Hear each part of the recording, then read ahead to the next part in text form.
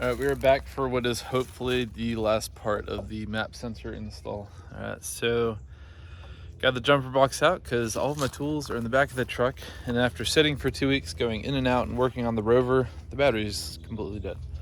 If you know anything about these trucks, the tailgate doesn't open when the battery's dead. And if you want to know how important that is, go check out my first time camping with my supercharged Range Rover video, because it ended up being really bad. So that being said, I got the jumper box out. I'm gonna just connect it to the battery real quick just to give it enough power to pop the trunk, and then we're gonna try and install this new map sensor. Sorry, the sun is really bright this morning. So we're gonna do this a little bit different today. So I've got my new map sensor. Actually, I went with the Continental one because it's the only actually OEM one that I could find that wasn't coming from England or any of that stuff. So I tried to order from Lucky 8, and when I ordered from Lucky 8, they actually were out of stock, and they told me like it's going to be a while before we get it in, and we can't guarantee it's even going to come in. So I went ahead and just went a different route and just ordered this, just knowing that I needed to get the truck up and running. So went with the Continental. Quality seems to be much better and seems to be OEM versus the other one that I did order. So learn my lesson. This is what the new one looks like.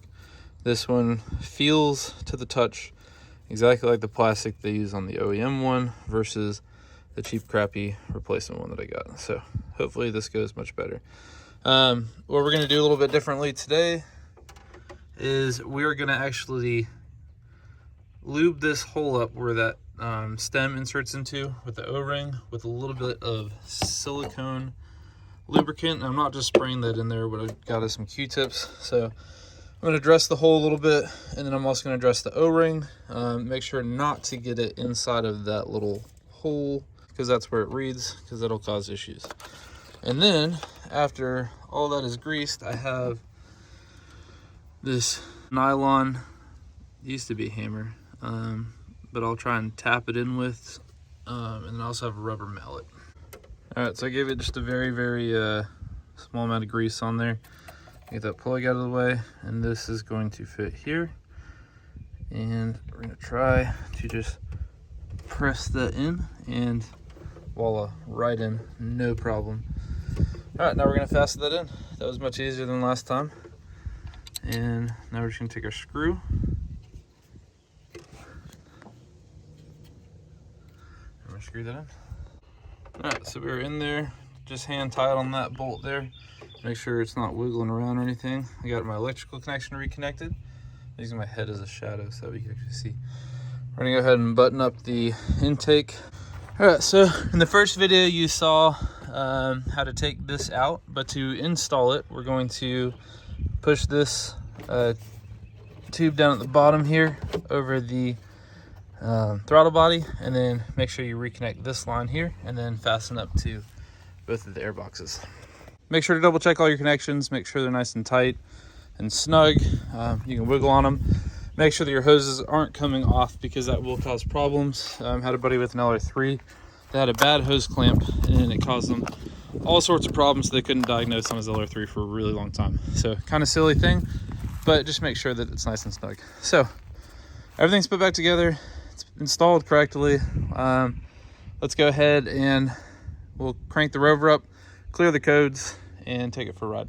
My jumper box apparently does not have enough juice to jump off the Range Rover, so this is a new predicament that I'm gonna have to solve down the road, and I'm gonna have to get a better jumper box if I'm ever gonna go camping with this, or go camping with the right people. On that note, I got the wife's truck hooked up to it right now, and I'm gonna try and jump it off and just letting it get some juice. It's having a hard time cranking up, so just kind of give it a little bit, see if we can get it to jump, clear some codes, go take it for a ride, see if we can get enough charge on the battery to yeah, get it moving. The joys of Range Rover ownership. Yeah. So apparently the wife's truck does not have enough juice to jump this thing off. So I ran to good old Harbor Freight and picked up an actual car battery tenor. So I have a battery tenor, but it's for motorcycles. And I had it hooked up yesterday. And that's when I learned that a small battery tenor does not charge a large car battery. So that was a learning experience within itself. So went to Harbor Freight, picked up an actual car battery charger. This one seems to be doing what it's supposed to. We're sitting at 11.6 volts now. We started off at 10.4, 10.3. So we're making progress. Definitely not driving it today. Hopefully tomorrow it will have enough charge to be able to drive, and we'll go from there. So I guess map sensor was installed today, and we're getting closer. I'm not going to make another update video. This is just going to be a continuation onto this video. So give me just a second and it'll be tomorrow. So maybe now? Whoa. Whoa, it's the next day. That was wild. What a crazy few seconds. All right, so we're back out here with the Range Rover today. And I had it set up on the battery tender last night.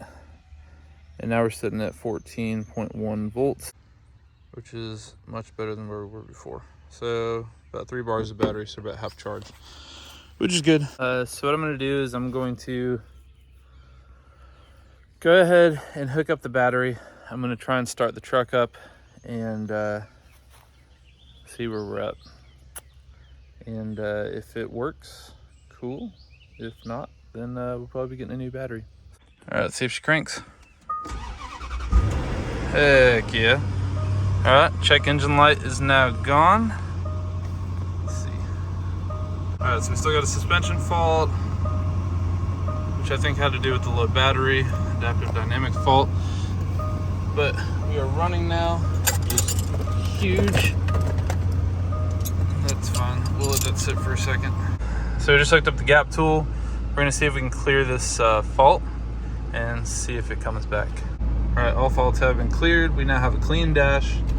We're gonna go take this for a quick ride and see how she runs. We're in, dang it, man, this focus is so weird. Come on. We're in access mode right now, so once we get driving, it should raise back up. And when it goes to raise back up, we'll see if we get another fault. I have a feeling that it just needs a recalibration after putting the lift on and everything. Let's go take it for a quick test ride, see how it's doing, and yeah, go from there. All right, so the only fault we have now is the camera fault, which I'm very aware of, that being an issue, so I'm not super worried about it, but it's not suspension.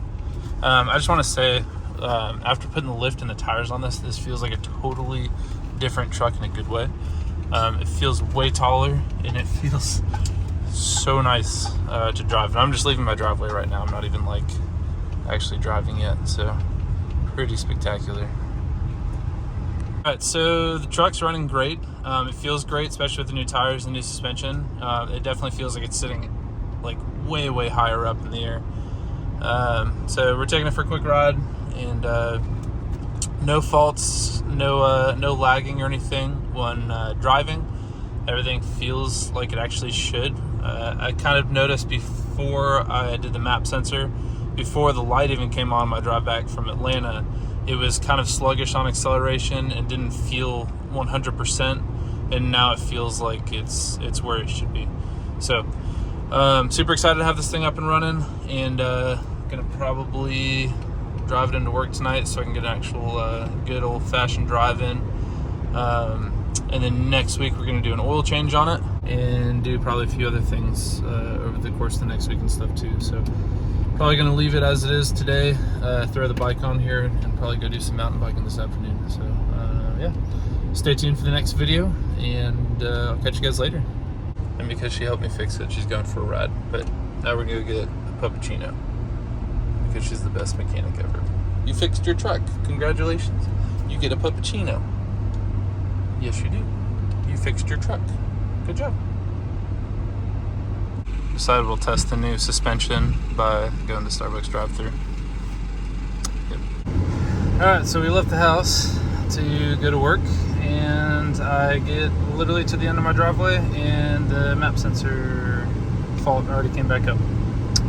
So that's freaking awesome, and I don't understand why it's also not focusing. So that's awesome. And now we get to figure out why my map sensor is not coming off again.